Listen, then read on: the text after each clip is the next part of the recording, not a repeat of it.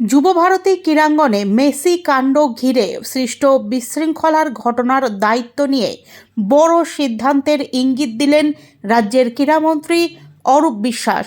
গোটা ঘটনার পরিপ্রেক্ষিতে নিজের পদ থেকে সরে দাঁড়ানোর ইচ্ছা প্রকাশ করে মুখ্যমন্ত্রী মমতা বন্দ্যোপাধ্যায়ের কাছে লিখিত আবেদন জমা দিয়েছেন তিনি।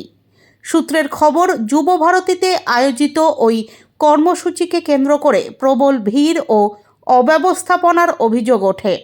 পরিস্থিতি সামাল দিতে প্রশাসনের হিমশিম খাওয়া এবং সাধারণ মানুষের দুর্ভোগ ঘিরে শুরু হয় রাজনৈতিক চাপানুতোর।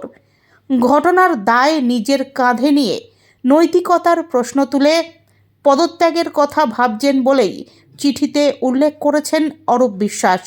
যদিও বিষয়টি নিয়ে চূড়ান্ত সিদ্ধান্ত এখনও মুখ্যমন্ত্রীর হাতে। নবান্ন সূত্রে জানা গিয়েছে, গোটা ঘটনার বিস্তারিত রিপোর্ট খতিয়ে দেখার পরই পরবর্তী পদক্ষেপ নেওয়া হবে। প্রশাসনিক দায়িত্ব, নিরাপত্তা ব্যবস্থা ও আয়োজনের ত্রুটি সব দিক খতিয়ে দেখে সিদ্ধান্ত নিতে চান মুখ্যমন্ত্রী। এদিকে আজ দুপুর 2টো নাগাদ ক্রীড়ামন্ত্রীর এই পদক্ষেপকে ঘিরে রাজনৈতিক মহলে শুরু হয়েছে জোর জল্পনা।